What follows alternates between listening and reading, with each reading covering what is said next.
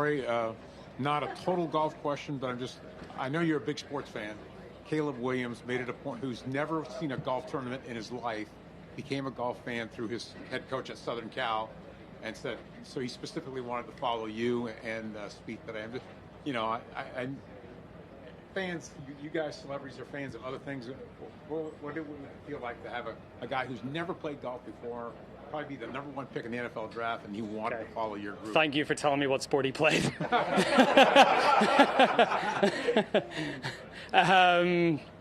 Yeah, it's really cool. I think golf is hopefully becoming more popular and more mainstream, and sort of making it out of its little niche area that it has.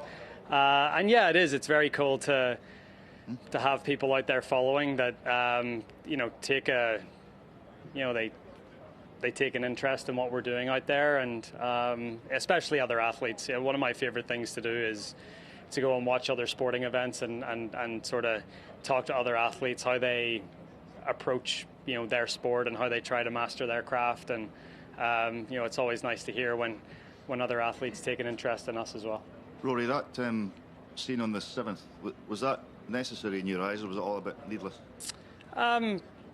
I think Jordan was just trying to make sure that I was doing the right thing. I was pretty sure that my ball had crossed where I was sort of dropping it, and it's so hard, right? Because there was no TV evidence. I was adamant, but I think he was just trying to make sure that I was going to do the right thing, and if anything, I was being conservative with it. I think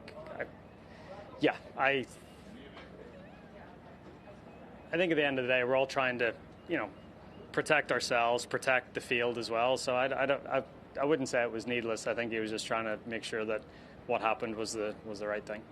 You talked yesterday about being kind of stuck in between two swings. It seemed like for most of the day it was much, much better. You had, obviously, with the two exceptions. How much more comfortable was it today, and what did you find?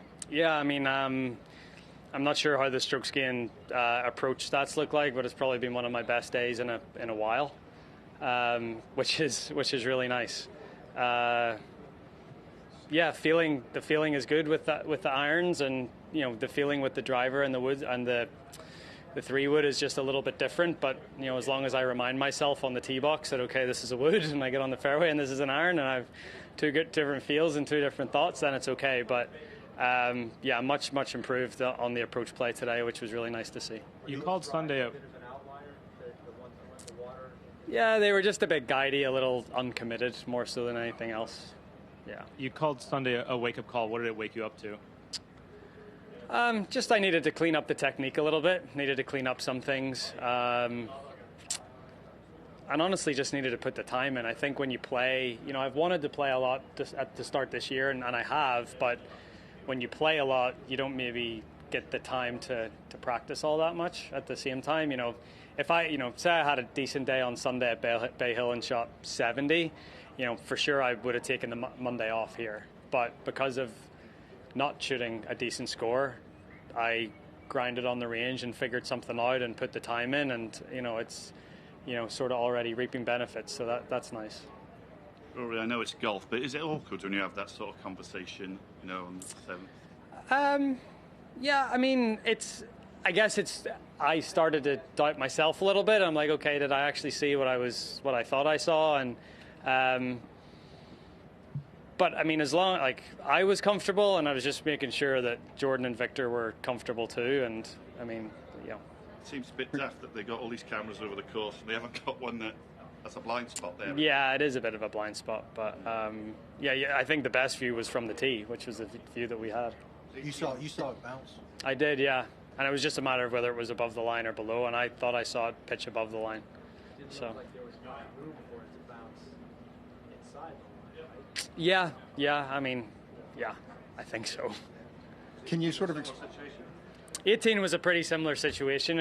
Again, adamant across, it's just a matter of where it crosses, and I think this golf course, more than any other, it sort of produces those situations a little bit. And again, I feel like I'm one of the most conscientious golfers out here. So if I feel like I've done something wrong, it'd play on my conscience for the rest of the tournament. And I'm a big believer in karma, and if you do something wrong, I feel like it's going to come around and bite you at some point. So Obviously don't try to do anything wrong out there, and play by the rules and do the right thing, and feel like I obviously did that, those 2 drops. To hit 2 in the water and shoot 65, you couldn't have asked for much more, I would think. Be nice to shoot 62 and not have 2 in the water, I guess. So, yeah. Rory, I mean, the last few years you've had a tough start here, which got you behind the 8 ball. How good was it to get off to the hot start, and how does it change the way you attack around? Yeah, and I think it goes back to, like, I didn't really have many expectations going out there today, because it was like, okay, feels good on the range and feels good in practice, but let's see how it is when, you've got a card in your hand. And, there's something to be said for that, just sort of lessening the expectations a little bit and going out there and seeing what happens. But yeah, it was obviously a great start. Is it hard to reset when there's been like a long delay like that? Is it hard to get back into the Yeah, a little bit. It was disappointing not to get that up and down on 7, but that's, probably why I give it a little mini fist pump on 9, to feel like I got one of those shots back, just because, yeah, it is. It's you have to reset, and you have to try to get back into the zone that you're in for the, 15 previous holes. So, yeah. Rory, when you say you're kind of maybe sometimes doubting what you saw with your own eyes in terms of determining where you need to drop, how do you balance that between the input you're getting from your playing partners versus what you saw with your own eyes? How do you balance those two? Yeah, exactly. It's like I was adamant that I saw it bounce above the red line, but then when someone comes in and says, well, someone thought that it didn't, and you're like, it just puts some doubt in your mind. So again, it's up to you to be comfortable enough with your decision that you did see what you saw, I guess. Yeah. Rory, Victor and Jordan didn't speak to the media, but from your perspective, did you feel like everybody was comfortable after the round with the decisions made on the course on 18 and 7? I think so, yeah. I'm comfortable, and I think that's the most important thing. Thank you. Thank you. Thank you.